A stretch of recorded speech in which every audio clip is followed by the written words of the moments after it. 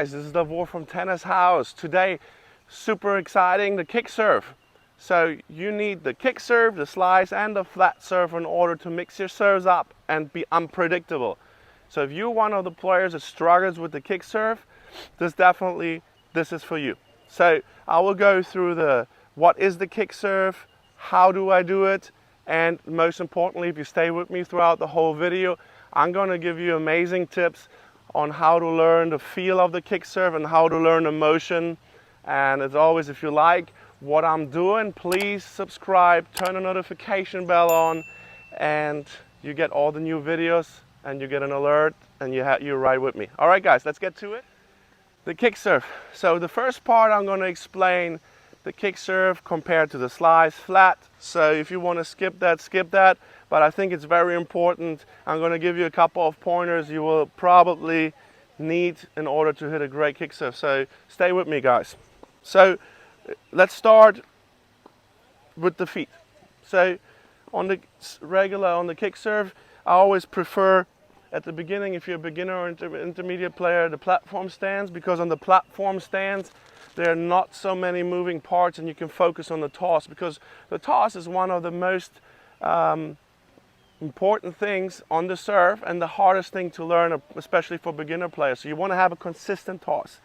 So if you do the pinpoint where you drag your foot on, there are too many moving parts and a lot of players struggle to coordinate everything. So definitely would go with the platform stance, shoulder width apart, and you're good to go. Let's go one level up from the legs. Let's go to the grip. So the grip, you need a continental grip. A lot of beginner players ask me, why do I need a continental grip? And the answer is simple. In order to be a successful server, and especially learning the kick serve, you need to mix your serves up. You need a kick serve, a slice serve, and a flat serve. If you have a forehand grip, like a lot of players when they stand and serve and they go like this is the first serve, unfortunately a lot of players learn, you will not be able with the forehand grip to slice it. You will feel a limitation here just simply in the wrist. You can't slice the ball, it's going to hurt and it's not going to be efficient, and you cannot brush around the ball because you're limiting yourself with the grip. So only with the continental grip you're able to brush around and to cut and use the wrist in the right manner and fashion. So that is why you need to learn all the different serves. All right, so the grip, as I said, very crucial, very important. So what happens now? Let's go a little bit higher.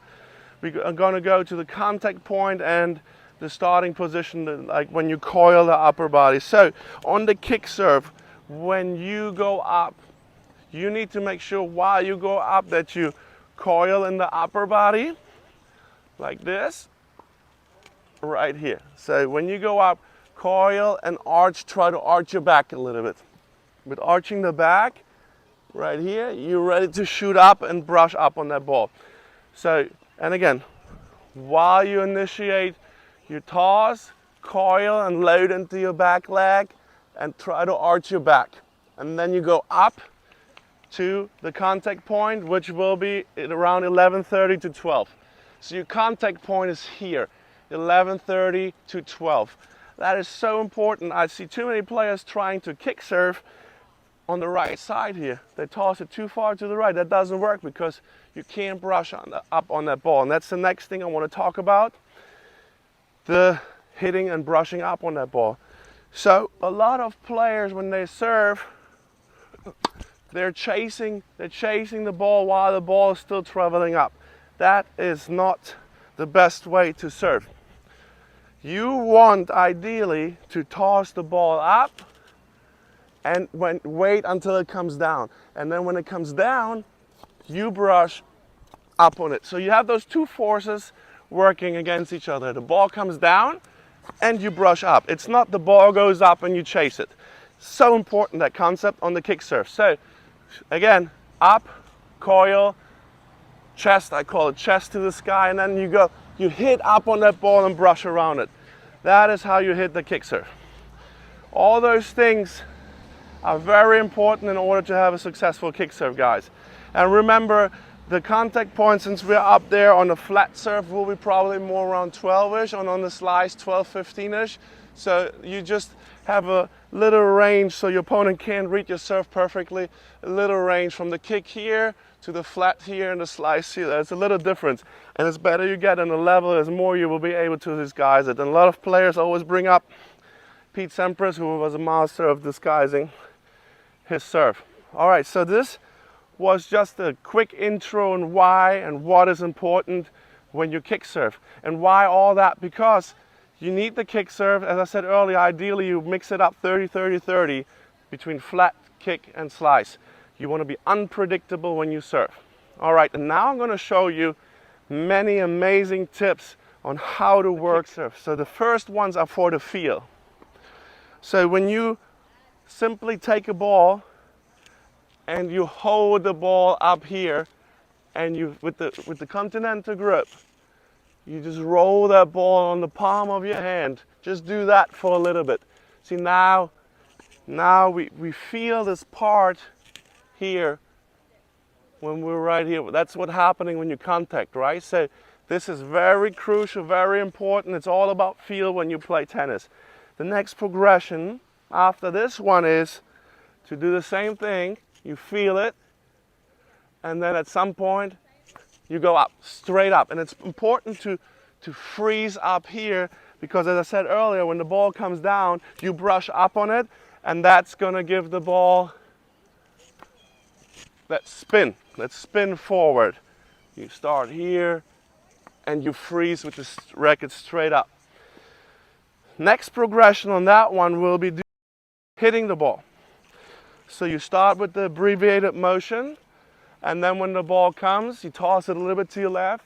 You brush up with the two steps we just did, just brushing a little bit and freezing up. So you here, toss, hit, freeze. And again, here, arch, up, and hit. It looks easy, but as you're gonna see, it's really hard to freeze up there and go. And then, as the last progression on that kick serve, you do the whole motion, and you do all the little steps you just witnessed and learned.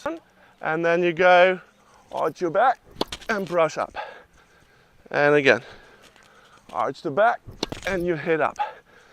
So now you get that kick you desire.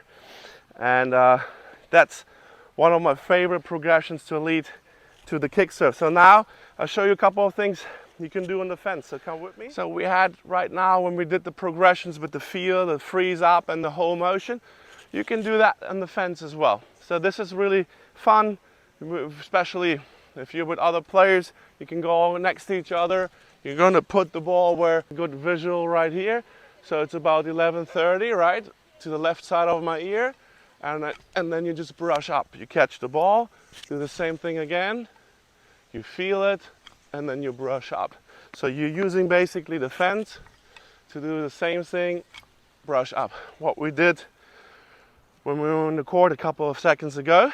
So the fence is an amazing tool as well to work on the kick serve.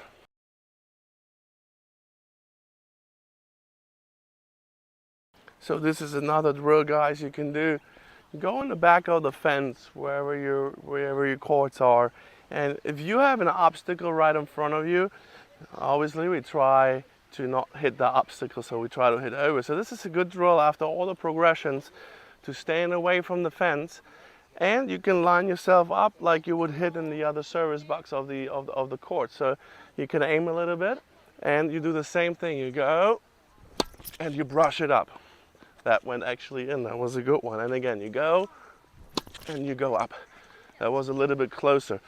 But as I said, great drill.